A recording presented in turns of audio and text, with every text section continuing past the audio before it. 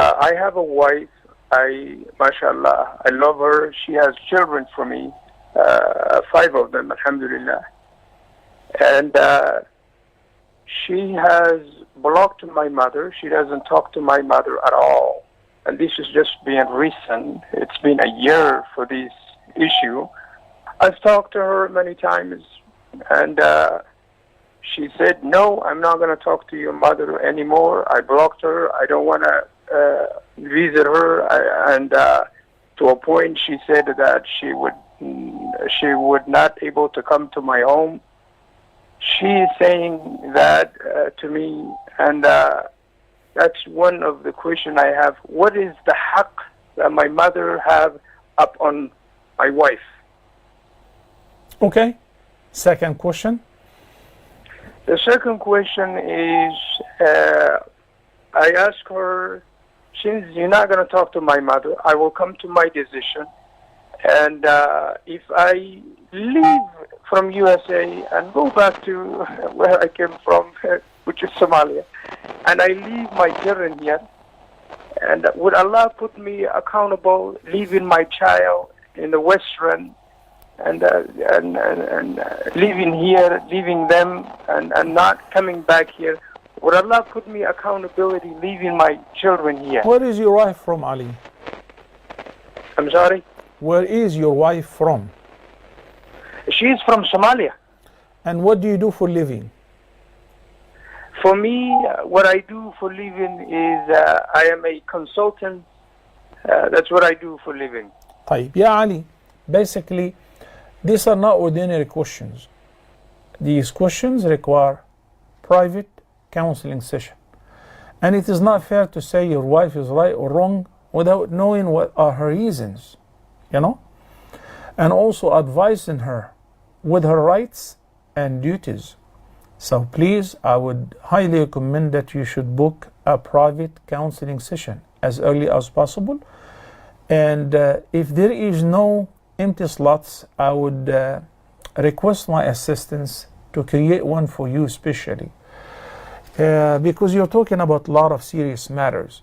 Secondly, generally speaking, does my wife have the right to restrict my mother from entering my house?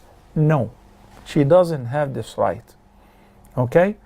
And I am, as a husband, and I am, as my mother's son, responsible to take care of both the wife and the mother, and to prevent any friction in between. The rights of the mother-in-law upon her daughter-in-law, like an aunt, like a maternal or paternal aunt, she's not like her mother. She doesn't have to serve her. She doesn't have to, she's not her daughter. But when she does so, she does this, number one, for the sake of Allah, seeking His pleasure or reward, and keeping in mind that one day that she will become a mother-in-law very soon. So she should keep in mind that she will be treated by her children-in-law the same way that she treats her mother-in-law.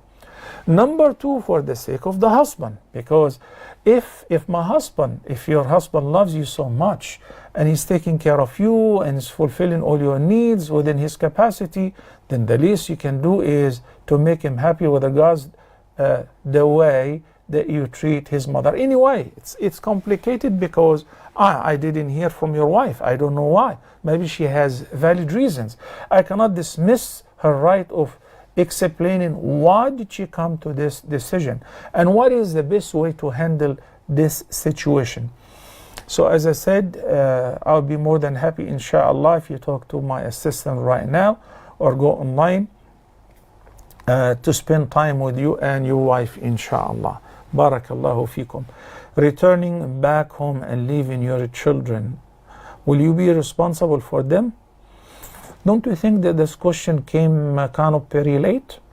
Why don't people ask this question before they travel to non-Muslim countries? Why don't they ask these questions before they have children and, mashallah, 5 kids? You know, some of them are teenagers now, I assume. And if you ask any of them that, you know, I'm interested in going back to Somalia, I say, you can go. You say, I want to go home. You say, well, this is my home. And guess what? Even your wife would say the same. So, I started something. I got them used to a certain lifestyle and certain environment. Then I say, I just figured that this is not the proper way to raise my kids. I want to go back home. Really? Wallahi, this is very scary.